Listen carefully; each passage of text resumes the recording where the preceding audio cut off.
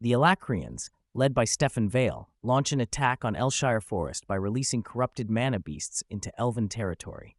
Stefan, a newly crested mid-tier mage from the House of Vale, coordinates the assault using a sentry, shield, and caster team. While most of the chapter follows Stefan's perspective, much of it focuses on his ego, his thoughts about his family's prestige, and his use of jagged flame magic unlocked through his crest. Once inside the forest, the corrupted beasts begin rampaging, forcing the elves to defend their homeland. Stefan targets a powerful wind mage but underestimates the threat posed by Arthur. As Stefan closes in for the kill, Arthur appears, unleashing an overwhelming pressure that paralyzes him with fear. Before Stefan can escape, Arthur severs his arm and leaves him incapacitated. Arthur then speaks briefly with the elven wind mage, expressing regret he didn't arrive sooner. He reflects on how this marks the beginning of a new strategy by Agrona, expanding the war to other parts of Dikathan. Arthur spares Stefan, ordering that he be taken alive for interrogation. Arthur leaned against a tree, resting quietly as the sun began to rise behind the forest canopy. He drank from a water skin and tried to ignore the task awaiting him. Despite the grim circumstances, he reflected briefly on recent changes. His core had advanced to white, and though his physical injuries hadn't fully healed, his strength and control over organic magic had grown significantly. Sylvie, however, struggled to adapt to her new form. Now in a small human body, she lacked coordination and often broke things in frustration. Her appearance had confused others. Kathleen had panicked, Ellie thought she was Arthur's child, and even Virion had made a sly remark. Emily's reaction, quiet, blushing shock, had been the most awkward. Arthur had left Sylvie behind to focus on the interrogation ahead. He didn't want anyone familiar to witness what he was about to do. As he sat alone, he took in the natural sounds around him. Birds, insects, leaves rustling, and imagined the political mess likely unfolding back at the castle now that the enemy was attacking outside of Sapin. His thoughts were interrupted by an elf who rushed to him with news. The Alacrian prisoner had regained consciousness. Arthur stood and ordered that the prisoner be stripped and left alone in the tent. The camp was set in a small forest clearing, cleverly shaped by elven magic. As Arthur walked through, soldiers reacted with quiet respect or cautious glances. He was led to the rear tent, where the armored elf woman he had saved, Lena Amaris, stood guard. She introduced herself formally and explained that the prisoner had been screaming since he woke, prompting her to seal the tent with a wind barrier for privacy. Arthur thanked her and entered. Inside, Stefan Vale sat tied to a chair, ranting about his lost arm and demanding respect for his noble lineage. Without a word, Arthur slapped him across the face. When Stefan continued, Arthur struck him again and leaned in to deliver a message. The situation was no longer in Stefan's control. He then crushed the boy's toe under his boot. Stefan screamed in pain and instinctively circulated mana to the injury, trying to heal it. Arthur noted his reaction. This was a sign that the boy could endure what was to come. The interrogation had only just begun. Despite Stefan reinforcing his body with mana, Arthur continued the interrogation with cold precision. One toe after another was broken under his boot, each crack followed by screams that slowly shifted into sobs and desperate pleas. But Arthur didn't stop until Stefan was barely holding himself together. When the Alacrian finally begged for mercy, Arthur asked for his name. Stefan resisted for a moment, but a snap to his leg forced the truth out. Stefan Vale. Arthur quickly confirmed the boy's noble status and acknowledged his will to survive. He offered a conditional promise, not death, as long as the boy cooperated fully. Arthur warned that any hope of rescue was pointless. Releasing the weight of his white core mana, the very structure of the tent trembled under the pressure. Stefan nearly suffocated under it, unable to respond through the fear and shame that overtook him. Arthur withdrew the mana once he was certain the message had sunk in.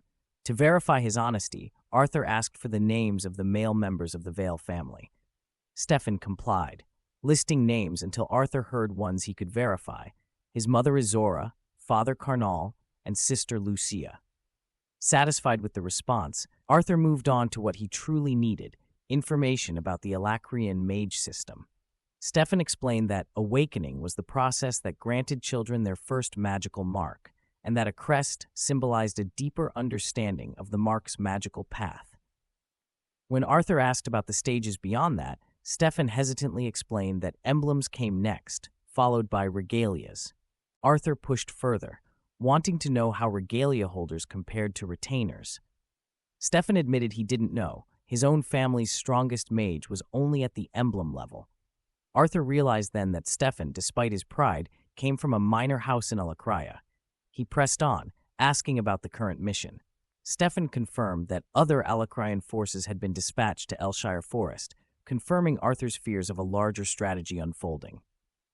Before leaving, Arthur asked one last question out of personal curiosity, and unexpectedly, it yielded the most useful piece of information yet. Stefan, barely conscious and bleeding, begged for release. Arthur reminded him of the promise. He would not be killed. Without another word, Arthur exited the tent. Lena stood waiting. Around her, more elven troops arrived, tending to the wounded and recovering the dead. Arthur stopped beside her, eyes cold. "I'm done. Feel free to dispose of the Alacrian how you see fit," he said. Then he turned away, leaving Stefan's fate in her hands. Arthur soared high above the clouds, gales of wind pushing past him as ambient mana lifted him effortlessly through the sky. Reaching the white core stage had unlocked this ability, something impossible back when he was still in silver. Now, flight didn't drain his mana but empowered him, and though the sensation was freeing, his mind remained weighed down by the dream from the night before. The memories of his past life, as Gray had resurfaced once again. He assumed interrogating the Alacrian triggered the memory, but it wasn't the first time, and they were happening too frequently now. Despite the frustration and worry it caused, Arthur held to the promise he made when he was born into this world. He wouldn't live like he did before. Until he understood why these memories returned, he'd treat them as reminders of failure, lessons, not burdens. He smiled faintly at the thought of talking to a therapist about it, only to return his focus to the present. Looking back at Elshire Forest, a flicker of guilt surfaced for leaving so quickly. But he reassured himself, Lena and her soldiers were better off with General Aya there. After meeting up with the Elven Lance and exchanging intel, it had been agreed that Aya would remain while Arthur returned to the castle. He hadn't returned immediately. Instead, he sent a transmission scroll with a brief report and notified Virion he was taking a detour toward the Grand Mountains. Below him, hidden beneath the cloud line, came distant sounds of conflict. Explosions, battle cries, and the hum of magic echoed faintly upward. This was the wall, where the fighting never truly stopped. Though Arthur had read reports and even influenced the defensive strategies there, this was his first time seeing it in person.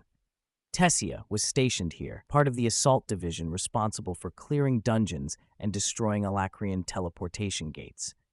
That knowledge made Arthur's descent more urgent. Breaking through the clouds, he saw the battlefield spread across the land, chaos and coordination all at once. Magic rained down from atop the wall, while beasts fought soldiers below. Some stronger monsters fired spells in return, but they were few and disorganized compared to the defending mages. As Arthur continued his descent, a spell hurtled toward him from behind. A fire blast, nearly as large as himself, rushed through the air. He turned, unimpressed, and dispersed it with a casual wave before accelerating downward. He landed softly atop the wall, where a group of soldiers had already gathered and were kneeling. One man, clearly their leader, held down the head of a young soldier. "General, my sincerest apologies for my subordinate's grave blunder," the veteran said, his tone calm yet firm. "As we had not received word that a lance would be blessing us with his presence, he assumed you to be an enemy." Arthur turned to the boy, still bowing, trembling, and gripping his staff tightly. It had been a while since anyone treated him this formally. The moment was brief. "There's no need," Arthur replied, stepping forward. "I came unannounced and from the Beast Glades." His assumption was understandable. He bent slightly to look the young conjurer in the eyes. "But next time, report the threat to your superiors instead of engaging on your own. Understood?" "Ununderstood, General." The boy snapped into a salute, nearly hitting Arthur's chin. Arthur smirked, then looked back to the armored captain. "Name and position." "Captain Albenth Kelris of the Bulwark Division," the man responded, quickly falling in line. Arthur walked toward the stairs, the captain following. "Well then, Captain Albinth Kelris," he said without slowing, "let's talk strategy."